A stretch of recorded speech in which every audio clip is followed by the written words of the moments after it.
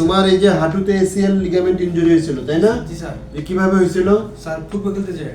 Football খেলতে গিয়ে তুমি কি রেগুলার খেলো না? স্যার আগে খেলতাম স্যার রেগুলার খেলতা, তো ওই দিন যে খেলতে গেলা তুমি এর আগে বেশি খেলো না? না না না, হঠাৎ করে খেলতে নামছিলা? হঠাৎ করে। তো কিভাবে খেলতে কিভাবে পড়ে গেলা? মানে চাপ লাগে দুইজনে মিলে পড়ে গেছিলাম স্যার। পড়ে গেছিলা, তারপরে তুমি কি ওই যে খেলার বাকি অংশ শেষ করতে পারছিলা? না, না, না। হ্যাঁ, না। শেষ করতে পারো নাই।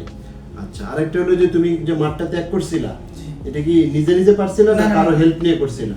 সবাই হেল্প করে সবাই হেল্প করে হ্যাঁ। নিজে, তো মাঝে তো স্ট্রেচার ছিল না। না, না। এর বাইরে যে ফুটবল খেলা দেখো না, এই যে নেইমার মেসিরা স্ট্রেচারে করে মাঠ ত্যাগ করে, জি স্যার। তো তুমি আরেকজনের কাঁধে ভর করে, জি স্যার। তখন কি হাঁটুটা অনেক ফুলে গেছিল তোমার? স্যার। ফুলে গেছিল, তুমি কি চিকিৎসা নিয়েছিল তখন?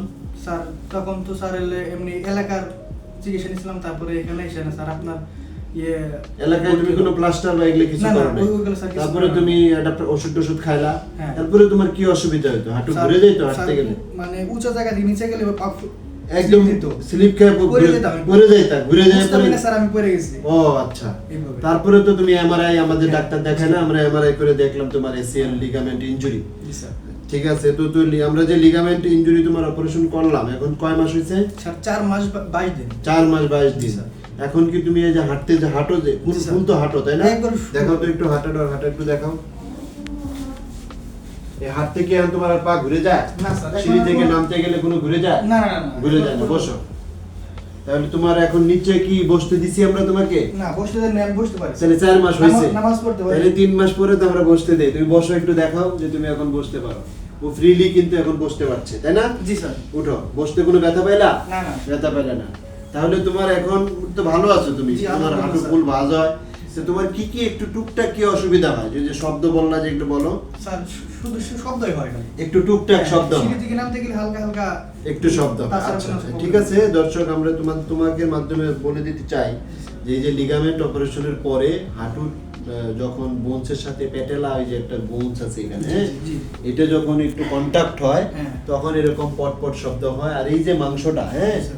এই যে এখানে যে মাংস, এটা কিন্তু উইক হয়ে তোমার এই যে দেখো এখনো অ্যাট্রফি হয়ে আছে, মানে শুকায় গেছে, ঠিক আছে?